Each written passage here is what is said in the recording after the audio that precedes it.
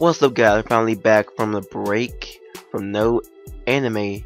So to kick it off, we got a pretty good episode 344. Now this episode was explaining the relationship between Obito and Madara, how they knew each other, how they actually got to plan everything. So we started off with basically Madara just come on the battlefield after defeating the Kages. Now everyone knows how effed up the Kages got now. Not that bull that happened in Storm 3, no, they got messed up.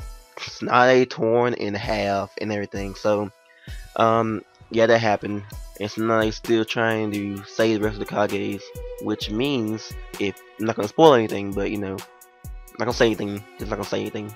So, he did have a flashback through Kakashi Gaiden, as well as, you know, back to when Obito was actually saved by Madara, because you know Obito didn't really die from that, you know, Boulder just crushing him. So Madara was able to save him, and I didn't really notice at all. I didn't really see in the manga, but the only reason Madara was able to live a lot longer is because he was taking chakra from the Geto Mazu, which is pretty damn smart of Madara.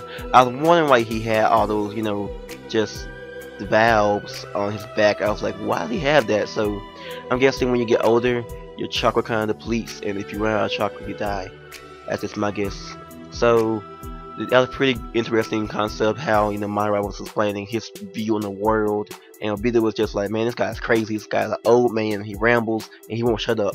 And Obito thought he was crazy. Obito over there trying to get out of there. He kept on freaking like worm all over the way. Look like a freaking worm is going on the floor or on the ground, trying to get out of there, get back to Kakashi and Rin, and that's what happened there. And Madara, you know, this episode they have a bit of comedy, wherever, like, you know, Obito was like, am I dead? And then like he saw the sight that Madara had and thought he was freaking death.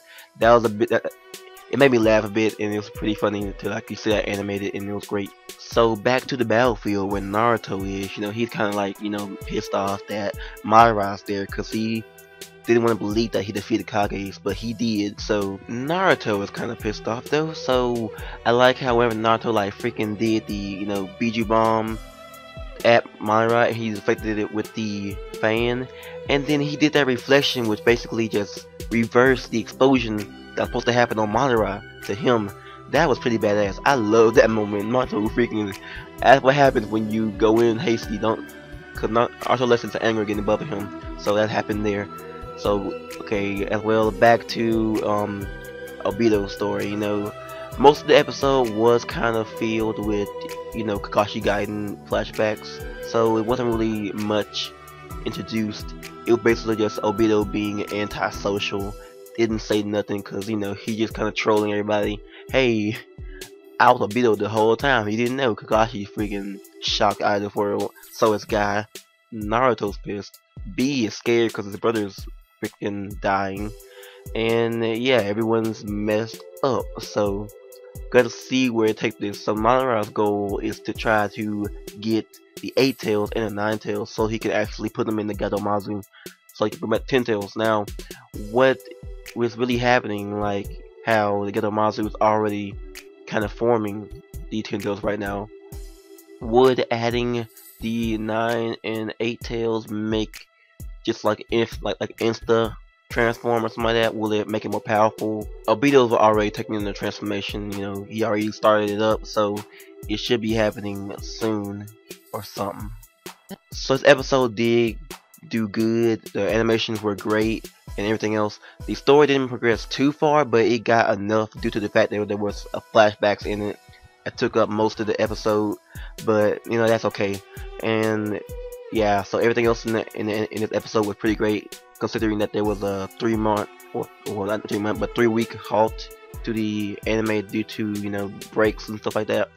So I'm gonna take a little bit of time to talk about the new the new ending. Now, the song was kind of a bit like laid back song, kind of a, you know, kind of a relief from the suspension in the anime, if there was any, not in this episode though. So the song was a bit calm. The whole animations in it, the whole scene But basically, Obito and Rin and Kakashi, just mostly about Obito. This ending's about Obito, just how going through Obito's life and how what he is now. So the outro, well, the ending was pretty good. I like it. I never actually paid any attention to the intro, the endings, cause I just skipped over to the preview, and yeah, so that's what I do there. So, alright guys, be sure to thumbs up for this episode. It was a great episode, and thumbs up for Madara being a smart badass. He freaking saved Obito. He kept himself alive. He took out the Kages. He freaking messed up Naruto. Madara just don't give a fuck at all. So, thank you guys for watching, and peace out.